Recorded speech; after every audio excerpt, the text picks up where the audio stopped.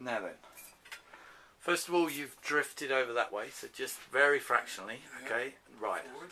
Now, take a deep breath, relax. Yeah.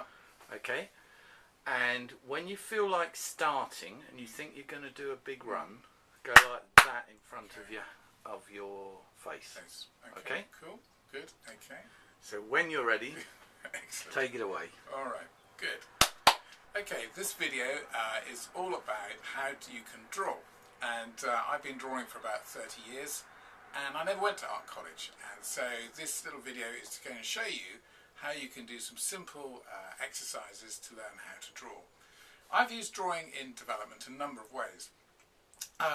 It does three things when you use it in community development. First of all, it helps to enhance a message, so particularly areas like HIV or difficult concepts you can unpack by using cartoons or images.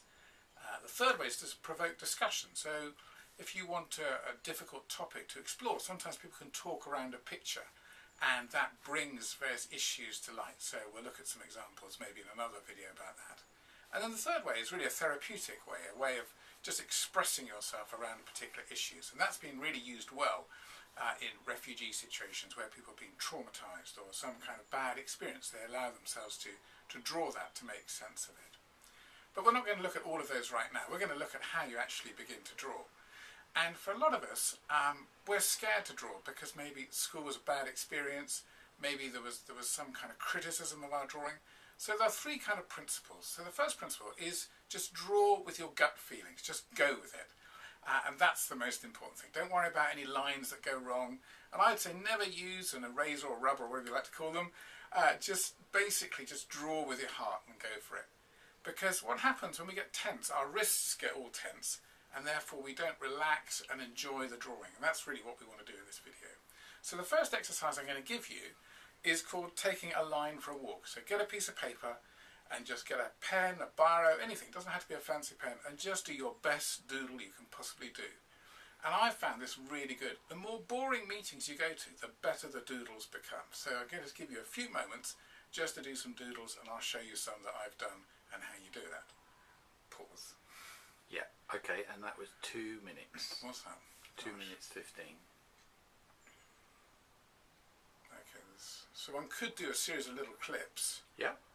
Like that, and then they could have to go part one, part two. So we could go to this. Yeah. That's part one. That's part one. So we'll do part two. So you should probably start with, so you've done some doodling. Done some doodling. Brilliant. Gosh, this is good. Right. Okay, so you've done some doodling. Hopefully they're really nice doodles and you've enjoyed that sort of experience.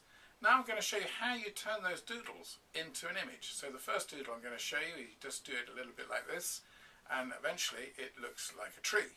Or you take another one and you doodle it, and it looks like a bird's nest. Or you do another one and it could be your mother-in-law. So these doodles are a way of generating pictures just with very, very simple lines. And if you think about it in community development work, a lot of images are based around trees. So if you can draw a tree, you can do all sorts of things based on that kind of image.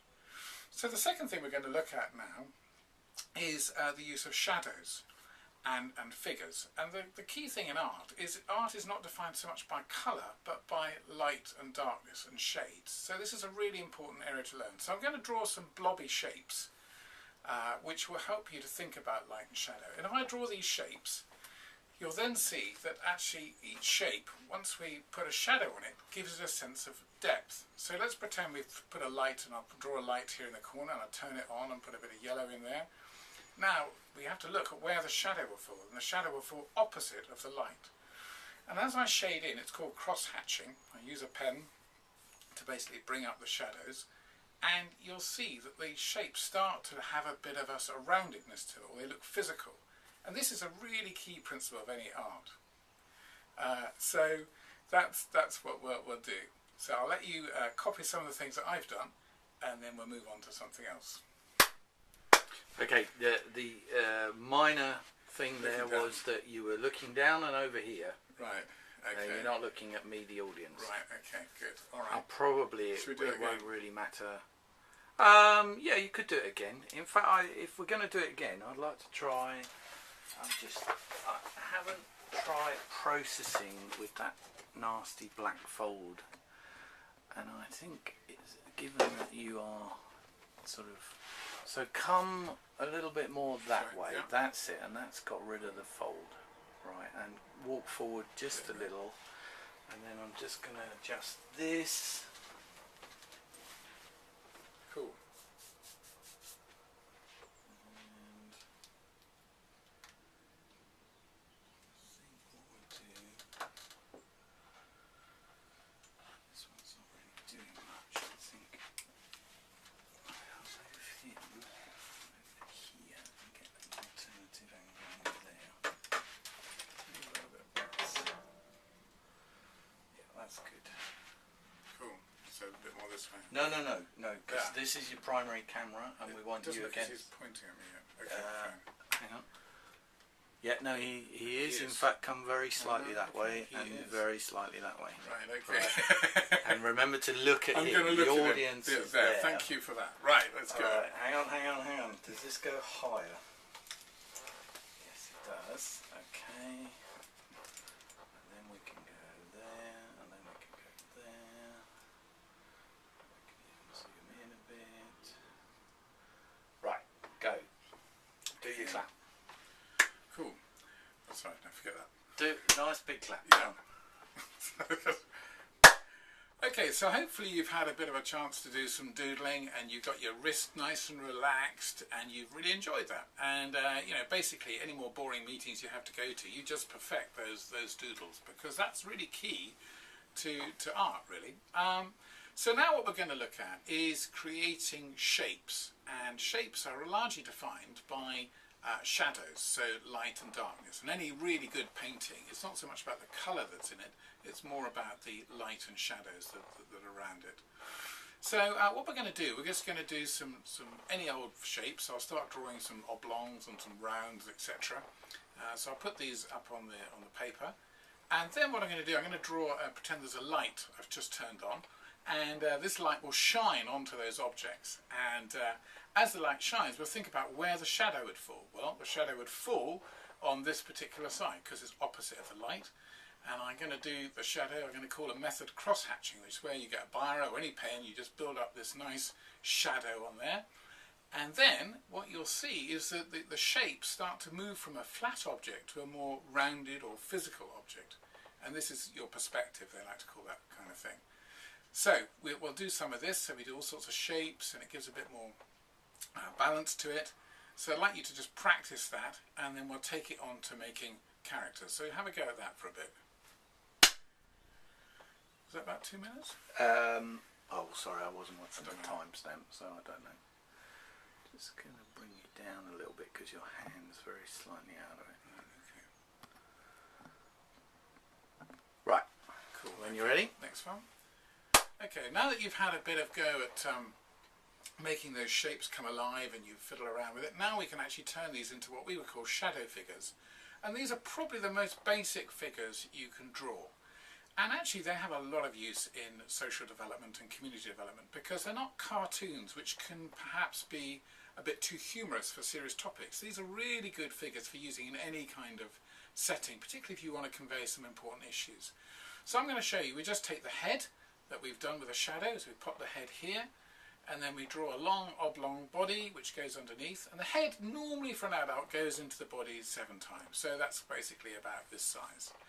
And then what we do, we can add other figures. We can put some children in, keeping the head the same size, because children's head are the same size as an adult, so but we just give them smaller bodies. So there you are, you can build up a whole family group picture here using the shadow figure.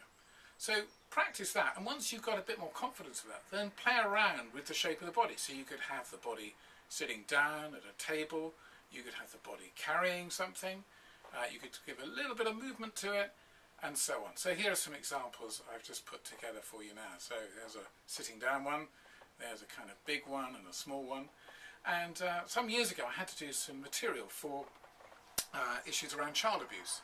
And we use these kind of images, and here's a particular one that I've done, which is about a powerful person in the home and a submissive person, and it was used for group discussion around how do we look at issues of abuse and handle that kind of thing. So these are some images we can put together. So have a go at developing some of these, because these are really useful, And probably if you don't do any other drawing, shadow figures are the one perhaps you should focus on most. So give that a go. Alright, cool. Cool. Do you want to carry on to another part, or I could just do the while we're in cartoon this way? face. Yeah, let's do the cartoon face. Okay, so right. Okay, you go fraction that way. Alright, and wait for it. Yep, go on then. Okay, so now we've mastered shadow figures, or got some ideas around that. We're just going to look at cartoon faces, and these are kind of really useful ways of enhancing messages and creating a bit of fun. So the principle of a cartoon face goes something like this. You first of all draw the eyes, so you do a couple of round circles, and then into the eyes you put the pupils. Now the key thing with a cartoon face, where the pupils go, if they go to the left or to the right, the nose follows where the pupils go. So if I'm going to stop you. Going too fast. Sorry, no, you're moving on. You're moving like that, and there's actually a creak on the floorboard, and you won't hear it, but the camera will. Right, okay. So we'll be wondering why we got this funny little So I just try not. You know, I don't want to make you too self-conscious, but right, try okay. not to. We'll do that again. Yeah. All right, okay. Yeah, that's fine. Cool. And so you're on cartoon faces. Remember to run into it. So having now done your shadow figures. Yeah. Okay. Okay, so now having done your shadow figures, we can move on to something else. And I thought we'd look at cartoon faces. So these are a great way for communicating simple messages and ideas.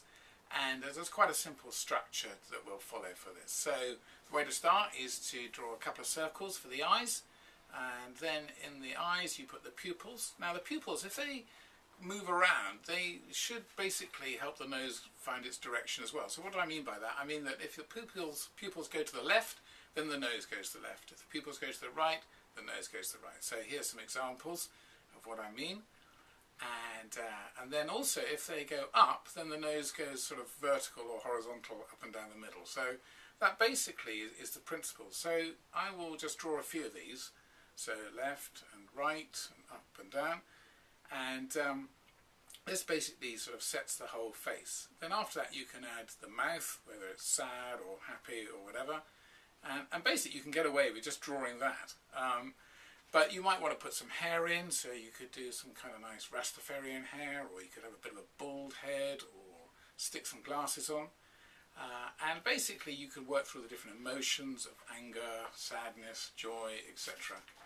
And the great thing about this kind of stuff is that you basically can use this on a flip chart. If you want to make a flip chart look a bit interesting, you just stick a little cartoon head in one corner. Or if you want to ask a question, instead of just writing on a flip chart, just put a head next to it, gives it a bit more interest. So we use a lot of cartoon heads for kind of expressing ideas and opinions or posing questions. So have a go at those, work through all the different emotions, work on all the different expressions. You can make not necessarily big round eyes, you could have slitty ones, you could do all sorts. So just have a good old experiment. And a tip I would give you is, every time you open a newspaper, have a good old look at the cartoons. Look at how they've put that cartoon together, particularly where the eyes and the nose go, how the eyes are expressed, because a lot of it is all about observation. And I would just encourage you to have a good old doodle and a good old observation anytime you're on the bus or a plane. All right, there you go. Right. Let's call it a day at that. What about this? Oh, the flip chart. Yeah. Okay, we can do the flip chart. Cool. Right. We might as well have the Go through the whole full thing. set. Yeah. Cool. That latter speech, I don't want to make you self-conscious of what you were saying, but you did lots of good old this, good old that, good old this, good old that. Okay, cool. So it's going to sound a little bit odd, but it doesn't matter. It's Bill Crooks. That's fine. Thanks, Sam, for doing this. Brilliant. Okay. So try not to. Remember, don't move around. Put your feet a little bit wider because it then wasn't creaking. Okay, and wait for it. You've moved a little bit forward actually, just go back a little bit. That's good. Remember, look at the camera. Yeah. And wait. Okay, so now we've done doodling, we've done shadow people, we've done some cartoon faces. So the last thing we really want to touch on now is how to use this on a flip chart, or how to bring a flip chart alive. Because I guess for many folks, sometimes we rely so much on a PowerPoint that it perhaps loses a sense of awe and excitement. And 30 slides is a lot to absorb. But yet sometimes on a flip chart, if you could put a whole load of, say, 20 flip charts up on the wall, everybody can follow what's going on. And particularly for those of you who work in perhaps areas that are quite rural, there's no electricity, then PowerPoint's not really an option. So here we're just going to look at some ideas about how to make a flip chart look good.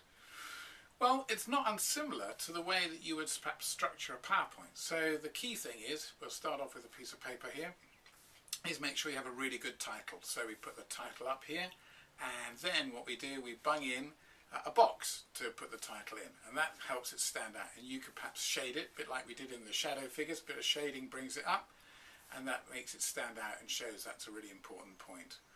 Then under that you might want to have 3 main points, just like in a PowerPoint. You don't want to have too much information up there, so you put your 3 points in, and you might want to have some fancy bullet points. You might want to make some sort of funky stars or some blobs with a bit of shadow. That helps it all stand out a bit more. Just an important tip, a lot of people sometimes think using red is a good idea. Not so brilliant, red, orange, yellow, because you can't see them, so only use those colours to underline or enhance something, but don't use them for writing. So next thing you could do is actually you could explore some concepts, again using some of the shadow figure ideas. If there was an issue where you wanted to explore the impact of something, you could look at, say, the impact of a lack of food in particular areas of the world. And there might be 3 main impacts. So you could draw 3 big arrows, and you could have them coming into a blob, which makes it look kind of interesting, and then you could write into those arrows, and that's your first sheet. Then you could have another sheet saying, how do we address those 3 issues? And you could have another set of arrows that look at the ways that that could be addressed. So it starts to look kind of interesting. The other thing you can use is a bit of crayon, particularly yellow or orange crayons. You can shadow or shade behind the words to make them stand out. That's kind of really good as well.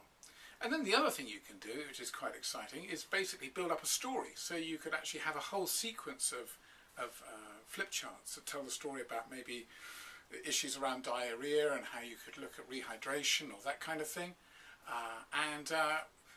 Another thing we've used is really long paper. It's called lining paper, and we'll show you a demonstration of that, where you might have a piece of paper that runs for maybe 20 or 30 feet that tells a whole story of something, or you might have some kind of concept that's linear that you want to demonstrate in that particular way. So you have a go at using some of these techniques and enhancing your flip charts. Don't forget 3 points per page, nice big titles, bit of shadow, bit of shading, keep it block capitals, and don't ever use red for writing. All the best. Okay. Right. Cool. Brilliant. I'm so excited about this waterproof camera. I come to your place, Sam, and I go,